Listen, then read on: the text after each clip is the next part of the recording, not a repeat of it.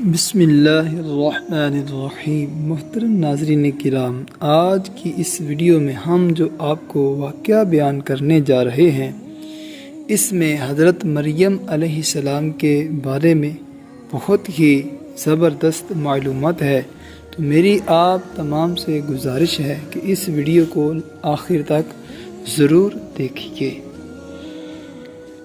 اس پاک خاتون کے پاس اللہ کا فرشتہ آیا اور کہا، اے کنواری مریم، اللہ تجھے ایک نیک اولاد عطا کرنا چاہتا ہے۔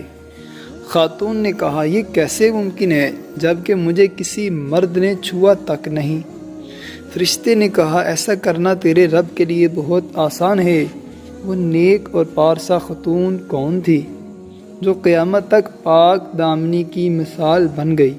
وہ خاتون جسے اللہ نے اپنے زمانے کی تمام عورتوں پر برتری عطا فرمائی۔ حضرت بی بی مریم علیہ السلام کے والد کا نام عمران اور والدہ کا نام حنا تھا۔ حضرت عمران حضرت سلیمان علیہ السلام کی اولاد میں سے تھے اور ان کی اہلیہ حنا داؤد علیہ السلام کی اولادوں میں سے تھی۔ حضرت عمران بنی اسرائیل میں بڑے عابد، زاہد اور عالم تھے، اس لیے مسجد اقصیٰ کی امامت لوگوں نے آپ کی سپرد کی ہوئی تھی۔ حضرت حنا کے ہاں اولاد نہ تھی۔ ایک روز آپ نے ایک درخت کے سائے میں ایک چڑیا دیکھی جو اپنے بچے سے پیار کر رہی تھی اور اسے دانہ کھلا رہی تھی۔ یہ منظر دیکھ کر آپ کا دل بھر آیا اور آپ نے بارگاہ الہی میں اولاد کے لیے دعا کی، لہٰذا اللہ نے آپ کی دعا قبول فرمائی۔ حضرت مریم کی پیدائش سے قبل آپ کی والدہ نے منت مانی کہ اپنی اولاد کو بیت المقدس کی خدمت کے لیے نذر کر دیں گی۔ بنی اسرائیل کے یہاں یہ روایت تھا، جو لڑکا اللہ کی نذر کر دیا جاتا تھا وہ نہ شادی کرتا تھا نہ دنیاوی مشاغل میں دلچسپی لیتا تھا، صرف عبادت گاہ میں خدمت کرتا اور خوب عبادت میں مشغول رہتا تھا۔ لہٰذا حنا نے اللہ سے بیٹے کے لیے دعا کی تھی، لیکن ان کے ہاں بیٹے کی بجائے بیٹی کی پیدائش ہوئی۔ حضرت حنا نے لڑکی کا نام مریم رکھا۔ سریانی زبان میں مریم کے معنی خادم کے ہیں۔ چونکہ آپ مسجد اقصیٰ کی خدمت کے لیے وقف کر دی گئی تھی، اس لیے یہ نام موزوں سمجھا گیا۔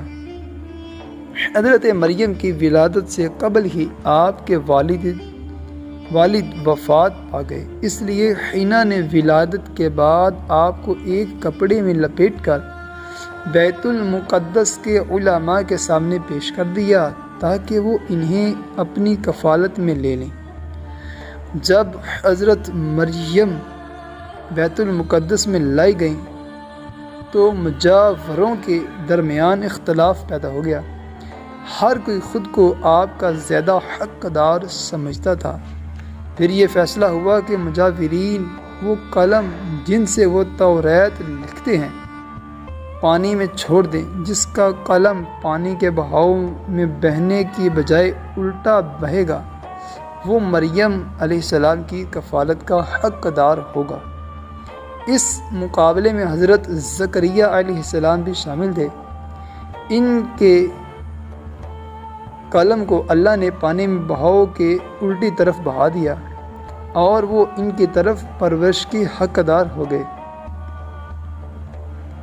اس طرح بی بی مریم کو اللہ کی منشا کے مطابق حضرت زکریا علیہ السلام کی کفالت میں دے دیا گیا۔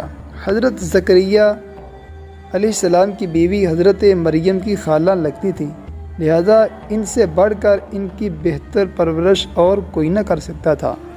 حضرت مریم علیہ السلام دوسرے بچوں کی بنسبت بہت تیزی سے بڑھی۔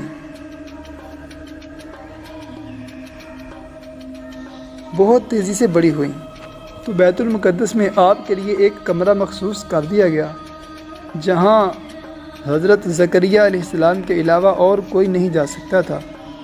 آپ دن رات اللہ کی عبادت میں مشغول رہتی ہیں۔ جب حضرت زکریا آپ کے پاس آتے تو حیران ہوتے، کیونکہ آپ کے پاس بے موسمی پھل موجود ہوتے، گرمیوں کے پھل سردیوں کے موسم میں اور سردیوں کے پھل گرمیوں کے موسم میں آپ کے حجرے میں رکھے ہوئے ہوتے۔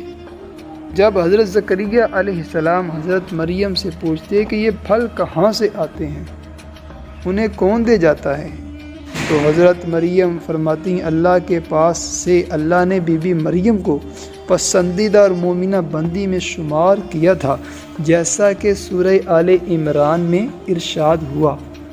اور جب فرشتوں نے کہا اے مریم، بے شک اللہ نے چن لیا ہے تمہیں اور خوب پاک کر دیا ہے اور پسند کیا ہے تمہیں سارے جہاں کی عورتوں سے، اے مریم خلوص سے عبادت کرتی رہو اپنے رب کی، اور سجدہ اور رکوع کرنے والوں کے ساتھ۔ بی بی مریم جس مقصد کے لیے چنی گئی تھی وہ ابھی باقی تھا۔ آپ دن رات اللہ رب العزت کی عبادت اور ریاضت میں مشغول رہتی تھیں، یہاں تک کہ بنی اسرائیل میں یہ مشہور ہو گیا کہ بی بی مریم نہایت ہی عبادت گزار، پاکیزہ اور متقی خاتون ہیں، اور لوگ آپ کا بہت عزت و احترام کرنے لگے۔ پھر وہ وقت آیا جب جبریل علیہ السلام حضرت مریم کے پاس تشریف لائے۔ بی بی مریم ایک غیر مرد کو اپنے حجرے میں دیکھ کر پریشان ہو گئیں۔ حضرت جبریل علیہ السلام آپ کے پاس انسانی شکل میں تشریف لائے۔ حضرت مریم آپ کو دیکھ کر بولی اگر تو کوئی خدا ترس انسان ہے تو تجھ سے خدائے رحمان کی پناہ مانگتی ہوں۔ حضرت جبریل علیہ السلام آپ کو تسلی دیتے ہوئے اور پیغام الہی سے باخبر کرتے ہوئے فرماتے ہیں میں تو تیرے رب کا فرض ادا کرتا ہوں، اس لیے بھیجا گیا ہوں کہ تجھے ایک پاکیزہ لڑکا دوں۔ کنواری مریم حیران ہو کر فرماتی ہیں میرے ہاں لڑکا کیسے ہوگا جب کہ مجھے کسی آدمی نے چھوا تک نہیں اور نہ میں کوئی بدکار عورت ہوں۔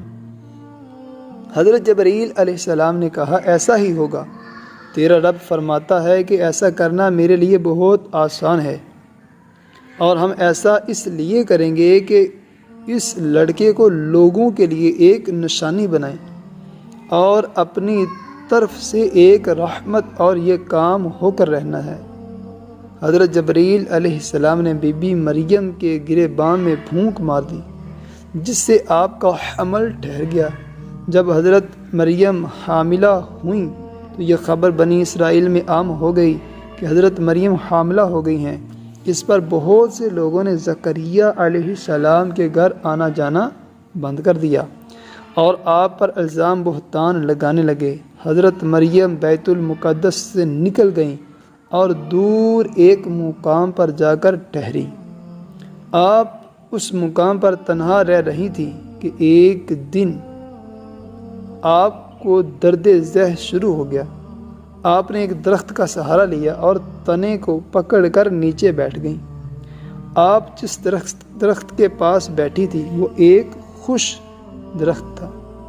جب آپ اس درخت کو ہلاتی تو معجزہ وہ درخت سرسبز ہو کر پھل دیتا تھا۔ حضرت مریم درد سے بے چین تھیں، بدنامی کا خیال تھا۔ آخر گھبرا کر کہنے لگی کہ کاش میں پہلے مر گئی ہوتی اور بھولی بچری ہو گئی ہوتی۔ اس مشکل وقت میں اللہ نے حضرت مریم علیہ السلام کے قدموں کے قریب ایک نہر کو جاری کر دیا۔